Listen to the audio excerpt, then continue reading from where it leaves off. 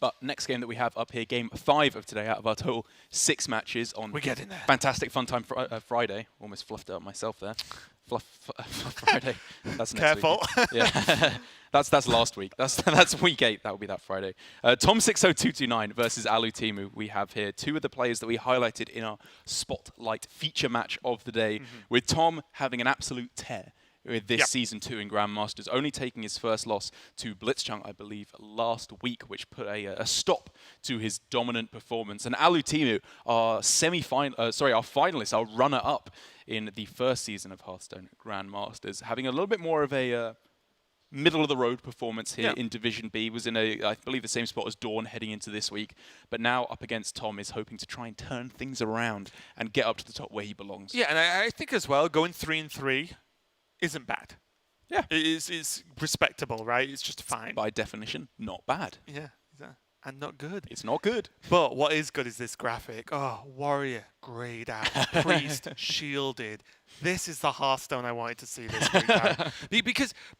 Honestly, and this, I might be going a bit too far here, but these players these 2 players I respect a lot. Tommy's doing very well, and as we worked out before, Alutemu's doing not bad, and they're both just shielding Priest, getting rid of Warrior, and I feel like basics, like getting back to basics in terms of how to approach the format. If you don't quite understand or can even get to intricacies on this ban and shield strategy, well, why not just shield the best deck and ban the maybe second best or the deck that may cause you the most trouble in general, which I feel is Warrior. I think Warrior, although to me is a bit boring as a deck, is powerful. So get rid of it, shield your strongest deck, and then look at this lineup. Zoo, Priest, Druid. Sign me up to this one, Derek. Yeah, Tom sticking with his almost signature Zoo, it feels like at this point, which week after week now is submitting his double egg version of Zoo, Scarab Egg and Serpent Egg, knocking about in here.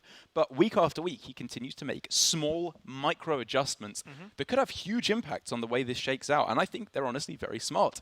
Priest rises in dominance. He slots in the Crazed Alchemist here to be able to flip those high health minions in order to be able to take them out with some nice, easy Zoo trades. Yeah, and I like it a lot. I just have liked Tom's approach, I think, every single week of Season 2. I think Season 1, he didn't overly stick out to me as a player. I think I was much more focused on Alutemu, Flurry, Surrender, Dawn. But this tournament and this league so far, Tom has just impressed me every week with nothing insanely flashy, but even like this Priest is interesting because he's running a Regenerate and not running Bwansamdi in his list. But looking at Alutemu again, it's just the strategy. If I said you get rid of the Warrior, yes, they have to play Priest, but guess what? Shields happen. You have to deal with whatever they want to keep, but you get to play Priest, Battlecry Shaman, and Zoo. Like, great. That just, I don't know, that feels good. The weird thing about Alutemu, you could say, is that he hasn't submitted Druid. Right. It is the question mark. I like Druid a lot, but I think if I wasn't going to play Druid, my lineup would look like Alutemu's. I actually quite like that Alutemu's not bringing Druid. Any of the other weeks, I would have said, at least in Asia Pacific, with the way it shook out, I wouldn't have liked not submitting Druid because it is one of the highest power level decks we have in Hearthstone at the moment. But I think what players are starting to realize is it's not that oppressively powerful. Like, people are starting to form a more realistic opinion of the deck, I think. And as Priest rises in popularity, Zoo is running rampant here in Asia Pacific. I think Druid has quite a lot of pretty poor matchups, especially if you don't think it's 100% in a great spot against Warrior, which I've heard, some arguments on one side or another. Alutemu maybe believes it's not in that favorable of a position against the Warrior. I really don't hate omitting the Priest, the Druid from your lineup. Yeah, I think it's absolutely fine. And like I said, we've got Priest matchups, we've got Zoo matchups, and there really is just the Shaman versus the Druid is the question mark. And with these, lineups from both these players, I think if I was either one, I'd be feeling all right about this matchup, and it's more about what's going to happen in-game that's going to decide it. Light shall bring victory. Interestingly enough, when we take a look at the Priest here for Alutemu, both players have deviated from the, I suppose, standard, you could call it at this point, combo Priest with Bwansamdi, where Alutemu still has a pretty standard version of the deck. He's just substituted in an extra copy of Silence, basically, instead of Bwansamdi, and apart from that, it's the standard list that most players are playing at the moment. I'm not sure if I'm 100% a fan of that, given that he's running 6 1-drops in his deck, but it's a pretty simple change. Whereas Tom, on the other hand, has got a much more interesting version of the deck with no Bwansamdi yet again, and a Regenerate thrown in there. Yeah, it's going to allow him to be a little bit more consistent with getting the heals as well, but we're not looking at Tom's Priest deck. It's Alutemu versus Tom. Game number 1. Alutemu on his Priest versus Tom's Zoo. And already Tom not got a bad opening at all. He is facing down a Cleric on 1, which, you know, we've all been there. But Egg, Grim Rally, Egg with Flames, and there's a Vulture in hand. Tom's got some game right now. You can describe a little story there, like the vulture lays the eggs, and then it catches on fire, an omelette comes out. Wait, what's the omelette? The victory? Well, the cooked eggs. Plague of Flames, plus Scarab Egg. Oh, okay. I want an omelette card. Omelette I want card. just omelette. Spawn a 1/1 omelette. The omelette's just there, but it's got a face. Like, don't eat me!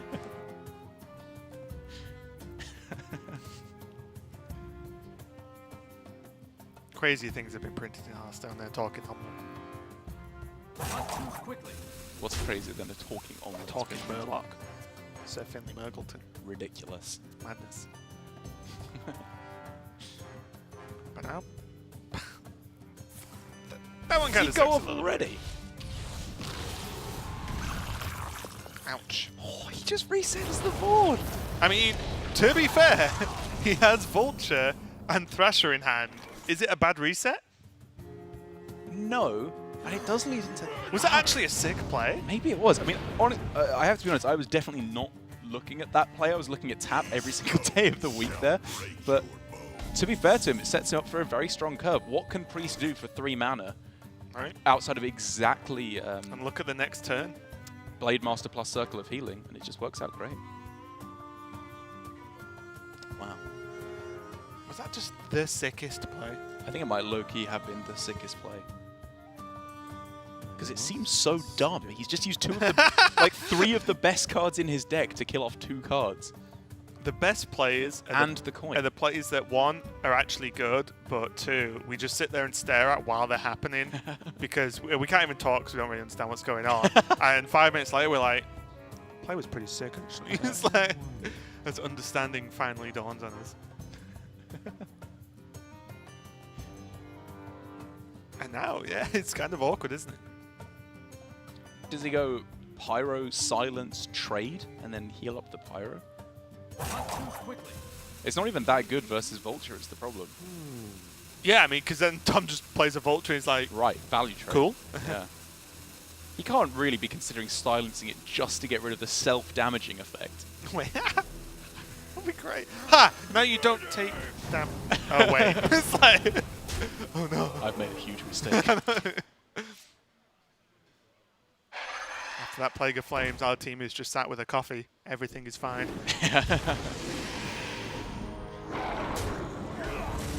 I see that so often. Bad? Yeah, it does It's come up more often weird. than you think. There's a lot of 3-drops in the game. Do you think there's certain cards that literally never come out of random effects? So, like, on a random generator for 6 cost, I don't think I've ever seen Boulder Fist Ogre once in my life. Oh, really? It should be Boulder Fist Ogre like every time. It's never That is Boulder Fist the Ogre. 6-drop. Yeah. So what even happens? Does it have to be Silence, then Circle? It's Then not, Trade? It's not that bad, I guess. Silence to 2/4, Circle, Yeah, that's and then pretty trade good, the right? Blade Master into the...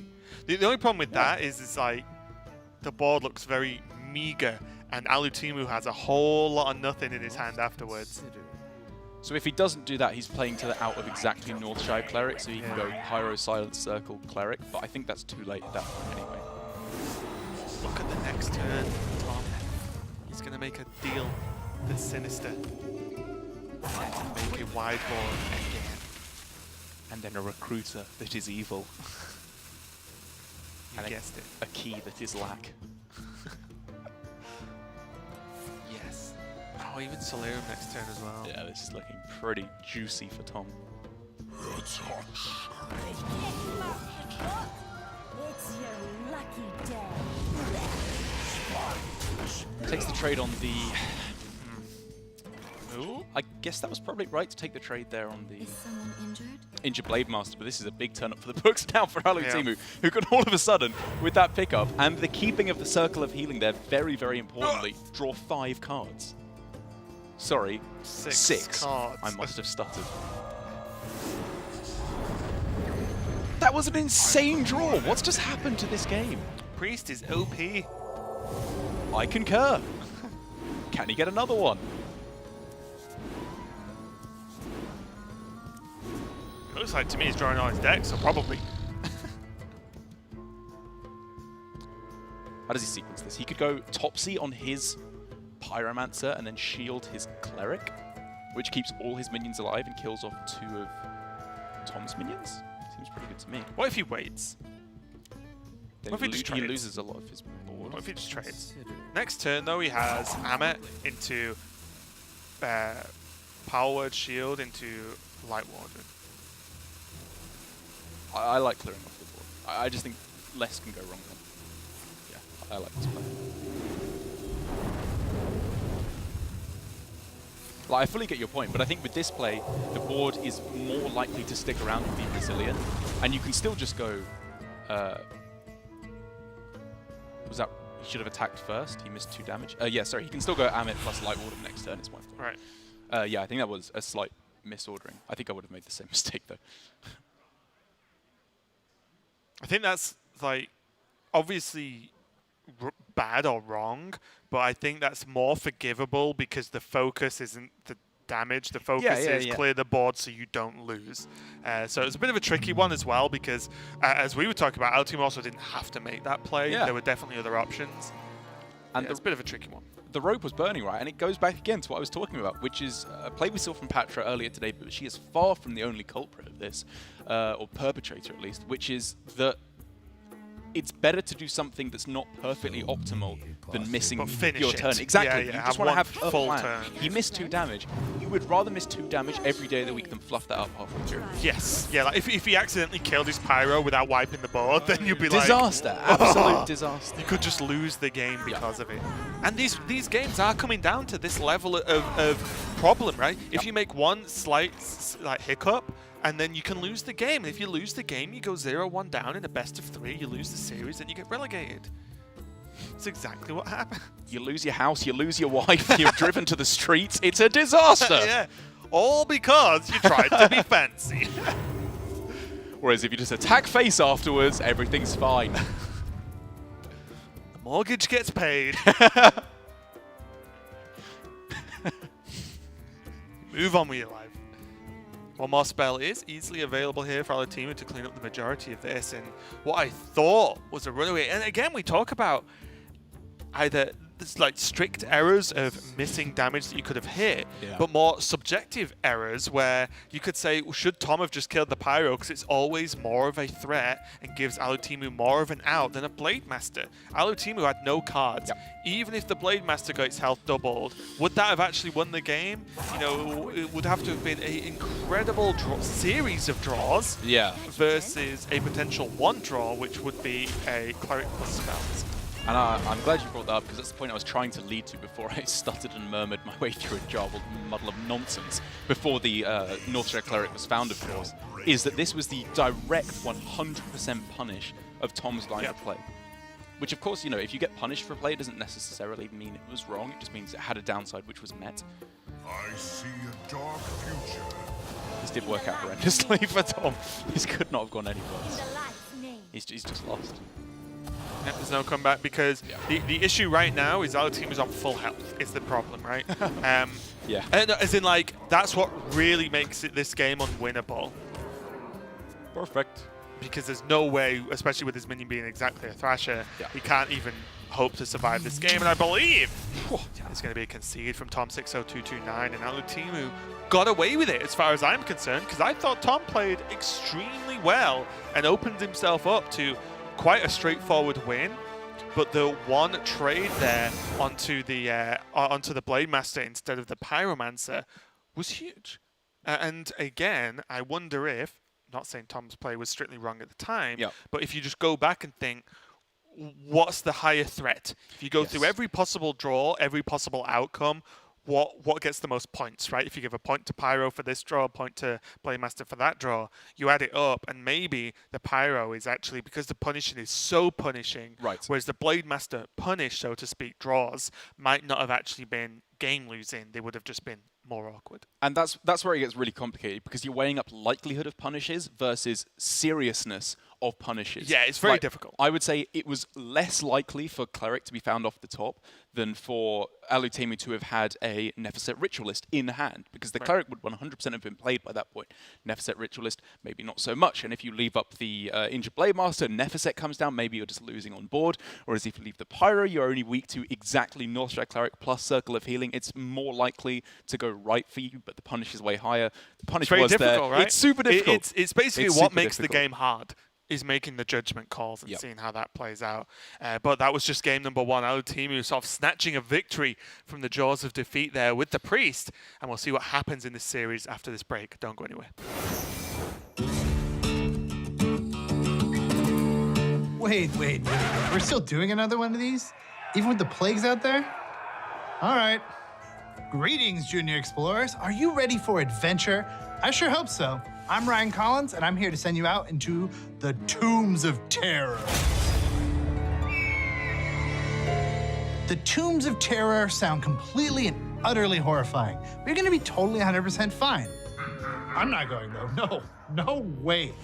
You may have heard about those nasty plagues in Doom. What you may not know is that the League of Evil unleashed them to destroy the world, and in the process, let loose some seriously mighty mystical beings. And that's where you come in. Tombs of Terror will follow the format of previous Build As You Go adventures. You'll be fighting a series of random encounters and improving your deck as you go with more cards and fantastical treasures. Not only that, but you'll be accompanying the best of the best. That's right, Rand Bronzebeard, Elise Starseeker, Reno Jackson, and Sir Finley Mergleton, they're back. And these legendary explorers have a few new tricks in their wide-brimmed hats. For this momentous occasion, each of the 4 explorers are dual-class heroes, fully representing the strengths of 2 distinct classes at once. For example, with Reno's recent experience with magical artifacts, Oh, magic! he's able to sling spells as a mage and use some of his old tricks as a rogue. You'll be able to build your deck with cards from both classes, creating new and exciting combos as you go. Want to deliver a massive druid swipe into your opponent's face with Prophet Velen in play? How about activating rogue combo cards with mage spells? Deck building rules are out the window. Again, with the League of Explorers by your side, I can 110% guarantee that you will be totally fine. Early reports have informed us there's even a nice tavern out there in Doom where you can relax, modify your deck. I'm not sure who would be running a tavern during such chaos. Nice. At the start of your adventure, you'll get to make another choice to help shape your deck. You'll still choose a starting deck and hero power, but now you'll also have your own collection of signature treasures for each hero. Signature treasures are special cards suited to each explorer that you'll be able to unlock as you play.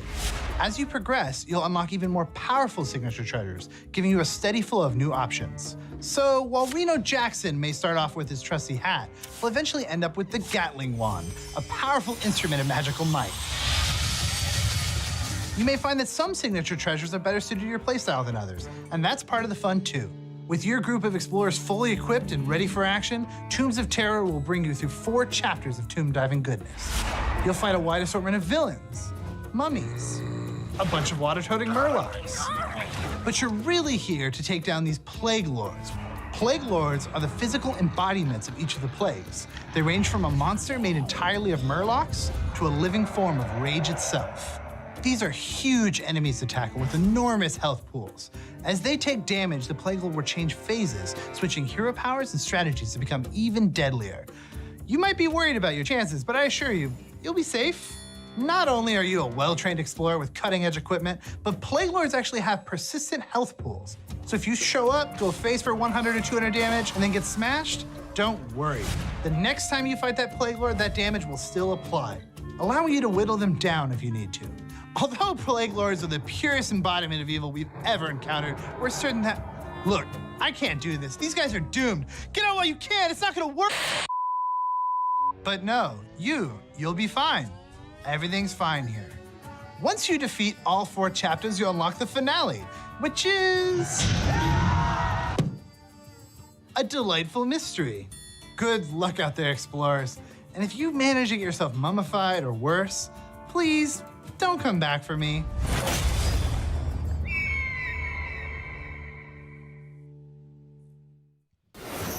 We're back and ready to continue with the series between tom60229 and Alutemu. And Alutemu, I think, kind of got away with it a little bit in that game. So if he takes the win now, it means that he kind of just snatched away this victory quite easily from Tom. And I think it was looking pretty good for Tom at the start. That's right, but Hearthstone is not just a, when you're going up against someone else, it's not just about how well you play, it's about how much better you play than your opponent. So if they give you an avenue to take a victory, absolutely, you take that. It's part of always being a good Hearthstone player. Yeah, I think a lot of it, I think a lot of games actually, not just Hearthstone, I think this can be applied to many other games and maybe every game is, when it's a game versus someone else or another team or whatever, the outcome is normally decided by who makes the most mistakes, not who plays the best. Yeah. Which sounds kind of weird, but it's also hard to not make mistakes, right, when you're playing games like this. Well, Hearthstone is a game 100% about making the fewest mistakes possible. The player who makes the fewest mistakes is the better player and usually will win. Yeah, it's just funny the way, like, it's less you doing crazy things and more your opponent creating openings for you to just win the game. But anyway, I think we are getting ready to go into the next game. And this is going to be a big one just because Tom, again, when we're looking at Tom and Glory in this group, if they keep winning, they are not only going to look like they're going to be able to qualify into the playoffs, but they're also not even close to relegation. They're going to be pretty much safe, especially if they take the wins this weekend. That's right, especially as we have seen somewhat come true so far. The outcome I was expecting of the players at the top doing well, players at the bottom continuing to lose. Blitzchang and Patra both taking another loss, heading down to 1-6. Chonsu, victory. Glory, another victory. It's just looking better and better for these players up at the top, and worse for these players down at the bottom. So Alutemu, we're looking to him to try and upset that. He is. Alutemu is currently kind of staying in the middle right now. It's going to be Zoo versus Priest. Tom hoping to be sneaky with his Priest and get a win on the board too.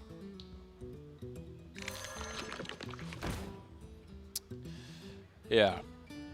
It does feel like as the Priest, although you often pull yourself to a nice easy win, you do have to pull a sneaky on him to be able to get there. Because as is so often the case with these kind of matchups, Priest is just playing worse statted minions a lot of the time than what Alutemu is throwing down as the Zoo. It's only through the combinations of cards that he can throw down that it becomes apparent how strong the deck is. Yeah, here's a use for that Regenerate already. Regenerate by no means standard in Priest. Honestly, pretty nuts, actually. Yeah, just being able to actually get a free heal in a turn. Also, think about it. It's kind of another circle of healing when you think about a Blade Master, right? True. It's close to the same. And without having to expend a circle of healing, that can become much more powerful in other scenarios other than just healing up a Blade Master. I'm fully expecting to see Knife Juggler Grim Rally on the egg this turn. It seems like a pretty good way to kill off the Seems Light Warden. nuts. Yeah. The only kind of bad occurrence that could happen would be Knife going on the Acolyte, of course, which is unlikely to occur. Well, Does he trade into the... Does he ever trade into the Acolyte? Oh, does he value trade now? I didn't even consider that. What happens if extra arms comes into play? Because you do need to consider that, of course. I think I like the value trade. I guess if you don't see exactly Pyromancer, this 2-1 is actually really annoying. So many And you're accepting that the Knife Juggler dies. And the Knife Juggler only really dies to exactly a buff, a health buff on the Warden. What if there's not one? Then if the trade happens, well, the Warden's dead, right? Yes, yeah. I just mean that there's a lot of ifs and buts to make this play actually bad. Whereas, to me, I just see an extra minion on the board for our team. Yeah. And also more minions on the board being held means more chance of that bad boy hitting deck. Speaking of bad boys, Tom, still the bad boy of the Asia Pacific region, hands thrown back in the air like you just don't care. And while I meme, it's good Hearthstone etiquette to get into, right? It's a good muscle memory. If you're not touching your mouse until you're 100% sure what you want to do, it gives less information away to your opponent. Yeah, and look at this now. He loses the Juggler, but in a roundabout way he lost the Juggler, but because he saved the Rue, then he gets to trade it off. So it's not equal, but he also killed off the Acolyte, and now look at his board. It looks fantastic. And what it really means is that Acolyte of Pain was not able to be Healed extra armed and then attacked him. Which is the thing that... Well, punish. Wow, so much just happened so quickly there. Both these players getting good stuff going on. Yeah. But again, I think on average, the Zoo player just looks better for me. Really? I think this starts to So run many to run away from the. Does it run away from the zoo? Because the thing that Alutemu needs to be afraid of is he knows that there is a more arms in hand. How much he cares about that is another consideration entirely. Because if he goes double trade here, more arms can be used on the Psychopomp to take out the Vulture. On the Acolyte. Well, Oh, no. If you went double trade here, there'd be no Psycho sorry, if he Pump. went double trade into the Acolyte, both Oh, halves right. of the I would have thought Acolyte. he would have traded the other way and left a 1-1 Acolyte on the Yeah. board. Like, Well, yeah, fair enough. Like, things can go wrong if you leave up an Acolyte, of course, but things can go wrong no matter what you do. this is tough. Alutemu was aiming at the face. Thrope's about to burn. But I think I would have leant towards the double trade. As in one into Psychopomp, one into Acolyte. Yes, because the thing is, outside of crazy things happening, no matter what, I think the Vulture generally lives. Really? Which Oh. ready What? to ride. Oh! See? Alutemu did the double trade. You are the Making the- jammiest Making the little play. person I've ever met in my life. Wow. It's better than the other word I was going to say, trust me. You're a lovely man. Thank Even I you. take it back. You are jammy, though, and you cannot deny that. Sometimes. Watched the VOD on my stream the other day when I lost like 6 times in a row to the unluckiest turns you've ever seen in Hearthstone. So it's just me, then. I have this effect on you. Yes. So now there is the Pyromancer things happening, and like I said, Oh. I thought it was unlikely with a Vulture on full health with a 1-1 Acolyte on the board that Yeah. the Vulture dies, which was the payoff to the double trade I was talking about earlier, in that the Vulture almost never dies, but almost never isn't always. This could be a full board clear now. With Inner Fire and Silence, if Tom decides. And Wow. honestly, I think he should, right? If he clears up the board, his plays are so dominantly powerful. What does Alutemu even do? That was just a Flame Strike Cry. he played. Priest winning games, it shouldn't. Long live Priest. That's his specialty. The problem is, does our team actually just play this Void Walk? He can't. He has to play something, right? Does he play the Evil Recruiter instead? He can. He simply can. But you know what I mean? Like with Acolyte down, you know they've just drawn a million cards. They've probably got more spells, which means Yeah. this Flaming probably dies. There's a value trade already on the board with just heal trade into the Voidwalker. I mean, he doesn't necessarily have that many more spells. The deck is quite heavily more minions than spells. I guess. It still goes wrong, I think, the vast, vast majority of the time. That much you can definitely expect to occur. Well, silver lining. Our team could probably play CJ next turn. Because Tom's got such a wide board. That gives you style points at the very least. Yeah, I think this is a pretty easy GG. I mean, you can play his hand out. Fair enough. Maybe get ultimate chance. I wonder if should have just played the 3/3s. Now we're talking.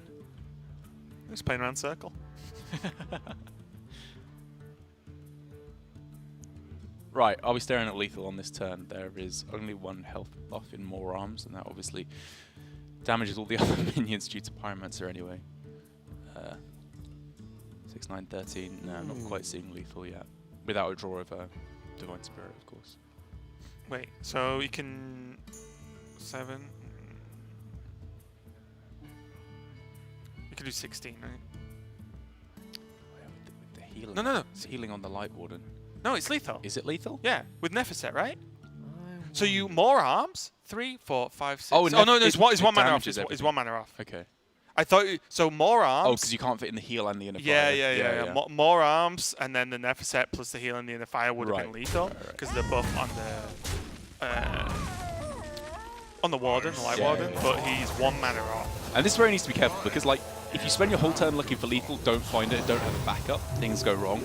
So I like to Tom, even if it was lethal here, even if we're miscounting and there was the ability to do so, I honestly don't think it matters because he just wins if this happens. Yeah. There we go.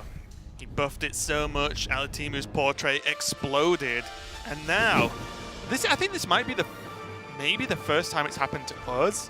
But the joke that's Grandmasters best of one when Priest is involved. It's kind of occurring right now with Priest gaining a win versus Zoo, then Priest gaining a win versus Zoo, which means that, yes, whatever deck they both queue in next is going to decide the match as both Priests getting a win. But again, I just wind back to just think for Tom, if he just made a different trade, he almost certainly, I would say, would have won that game, which means that the series could be over if it was just that one trade. And again, I'm not really aiming this at Tom. I'm more just pointing out that the smallest of things can have the biggest impacts in a series, especially in Grandmasters, when every win is just so vital to your points in actually getting through to qualifiers. That's true. It obviously gets more complicated when you factor in that Priest could have then been played again for Alutemu, so maybe that's more likely for him to pick up a win there onwards. But I agree, you know, if you're throwing matches, I'm not saying he did, but if you're losing percentage points in that way, then it does, of course, lower your chance to pull away with a win in the series.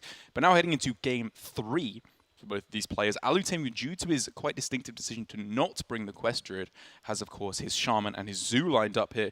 Tom with his Zoo and his Druid. I fully expect, as we just got confirmation here, that Tom will be going with the Zoo Warlock, because Druid, I feel like, is in a pretty poor spot against especially the Zoo, but also, to an extent, the Quest Shaman. And it really speaks here to Alutemu's perception of the matchup, where he wants to queue in the Quest Shaman into the Zoo over a Mirror. Yeah, I think so, and I think that's fair because the Shaman has some really big turns that it can do, right? Mind Control Tech versus Zoo, obviously good. The Sandstorm Elemental, obviously pretty good versus Zoo. But also, just the fact that both players are counting on the board state to give them big moves, a la Sea Giant on one hand from Tom, who is playing 2, and then Mogu from Alutemu along with a Mutate, like an early Mogu into trade Mutate could be game ending, an early Sea Giant could be game ending. So I think both players are kind of okay with this matchup, because on the hand that, yes, Mind Control Tech is just a 2 of in the whole deck, I think Tom has to be conscious of it, but can't be too worried, because one, if just one Mind Control text comes down without hero power, whatever, and that's even if he draws it, which the deck doesn't have much card draw, so I think both players are probably just happy playing this matchup, pretty even in my opinion. Yeah, I think Mind Control Tech can be a big facet of the matchup, but it is maybe over accentuated how important it is in the matchup. Just due to the fact that a lot of the time if they're sealing one minion, that's not nearly as important as curving out and matching the Zoo card for card as you go along, which I think is much more important. Yeah, funnily enough, Sea Giant on one side, Mogu on the other. We got ourselves a game of Hearthstone. No Mutate though for Alutemu, so that does change things. So you played Mogu Sea Giant before. Many times.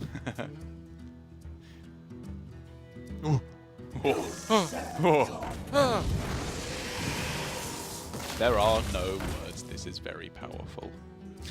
It's the start to a bad song. Beg your pardon? That sounds like the end to the bad song. And now Derek Brown with There Are No Words. This is very powerful. I beg your pardon. Hey. Thanks, Dad. #1 hit record on no charts whatsoever. On the fridge at his home. And now, I doubt Tom is going to go for the Sea Giant play, because I imagine he was watching Of course it's the right way. Impact beforehand. So he would have seen the evolve into Sea Giant not quite do the job. Yeah. It's a mistake most players only make once, though. It's quite jarring. Once you do it, you're like, oh yeah, feels bad. I shan't be doing that again. Yeah. So at least Patrick will have learned something. Now the Vulture. It's just so good. Like, what do you do against it? I feel like it's so powerful. Like, you just know, like, as Alutemu now, he's like, oh. As specifically Quest Shaman, there is nothing you can do. Hey.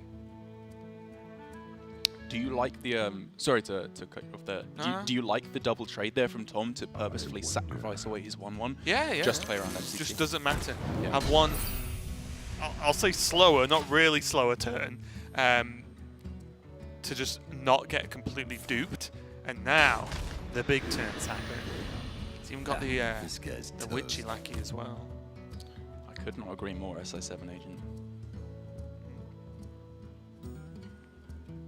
What about this guy's toast? Yeah, this guy's toast. Don't play much Hearthstone anymore, but he still makes an appearance in-game now and again.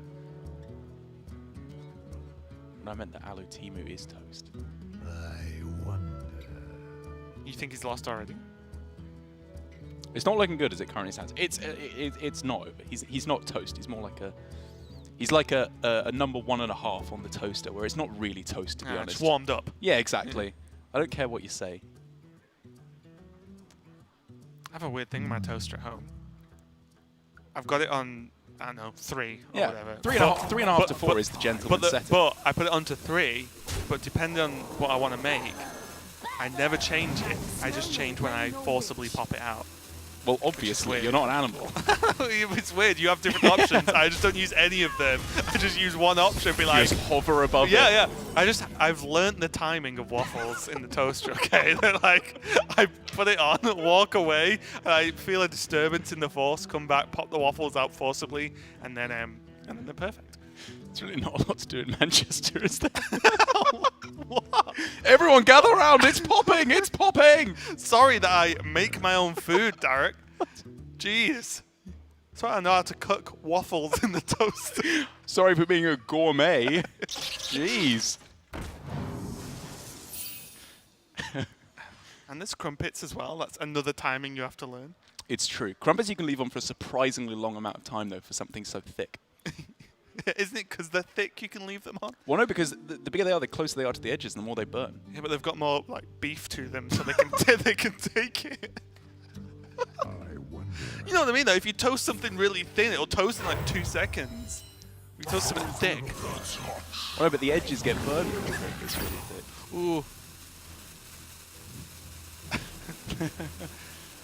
Let's get back to some actual Hearthstone now. Shall we? Derek just is not clearly a toaster connoisseur. The Mogu, no idea how along with long you multiple plays. Oh, he's got to get it in, though, if he wants to be able to play it again. Oh! Again! It's a rope attack! Again! Okay, anyone from the Disaster. production teams across the world, whether it be here or Americas, I feel like we're about due for a show reel of rope attack. Oh! Just rub it in! Just to rub it in. I spit on you, Mogu. You didn't even trade. What are you doing? The camel's like, well, I didn't sign up for this. I'm working with amateurs. That And the is sea absolutely giant. perfect. Yeah. We need a show reel of all these rope burns. And more importantly, really that do. camel Yeah. spit on repeat. I think that's very funny. And look at this. Absolute disaster. It's ouchie time. There are still comeback mechanisms. It's not 100% over. Hero Power Mind Control Tech, maybe, is what Alutemu needs to swing this back. Maybe. He could just trade some of this away, though. So he's gonna... okay, yeah, he couldn't make many more sort of trades to lessen the board. This is now a perfect Yeah, Mind now Control this is Tech just turn, isn't real it? good. If he does it, though, he's committed to only that. He cannot wasp. He can mutate as well, which is not bad, depending on what he steals. Oh! Alutemu, undeserved. Never punished! Never punished! Don't you aim that mutate at that sea giant. This is where the camel just spits off the board onto Alutemu's face. I am disgusted. I can't work with this, I'll be in my trailer. I love the camel just walks off. Dead, tell no tales. Is that... I guess that's a better... Better like, camel. Yeah. It's like a pantomime camel that just takes off its outfit. Yeah, it was just the front half. Yeah. Yeah, I think Tom's playing the back half here in this game. Hellfire's a good card if he wants to swing back board control in his favour. If he's committed to drawing flames, he could have drawn Fiendish Circle. That's true. And Plague of Flames. Okay. Board control has reset yet again. And he has a Solarium for next turn. Definitely not bad. But I think this is where things pretty decisively start to swing in favour of Alutemu, especially with draws like that, good lord. Oh! Well, sometimes this happens, doesn't it? Never punished. The camel did its best to provide a punish. It still wasn't enough.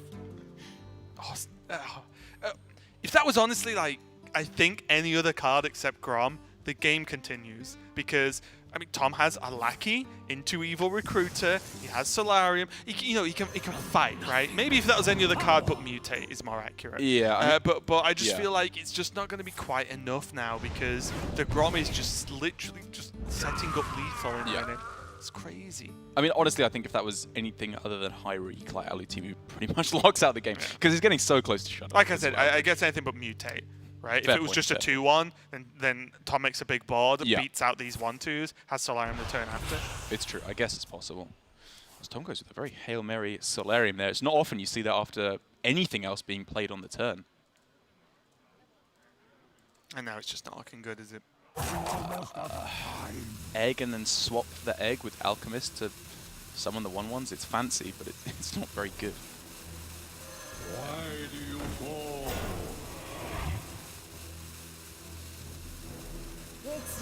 I have to be honest, I was a little bit surprised to see the Solarium come down at all this turn, right? No, I think he was fishing for a Plague. Exactly Plague? Yeah. Okay, fair I enough. think he's desperate Fair enough, right? Like, Plague would have been sick. Right? It just removes the board. Yeah, okay. And they can probably play something else. Like, I think the Solarium was not for value. It was just to draw 3 cards, get Plague, Plague the board away, and then try and push. Fair enough. And I think it was completely reasonable to do so. I think at this point, after what Tom's seen this game, what Tom's felt this Things game, he's seen. what he's been through this game, Yeah. fishing for Plague seemed fine. I like the look of Hero Power, Bog Slosh on one of the Annoyatrons. Play it again as a, what, 5/6? I was wondering, With Divine Shield. I would have preferred Grom, Hero Power, Bog Slasher Grom, self-lethal next turn. It's actually less damage though. Shut up. I never said it was a good play. I said I would have liked to have seen it. A fair retort. What did you just call me? Grim Rally's That not was going a to be... fair retort. Grim Rally's not going to be enough. And tom60229 is going to fall to Alutemu, and he's taken a couple of stumbles over the past 2 weekends, taken 2 losses over the 2 weekends so far, one more match, of course, later on.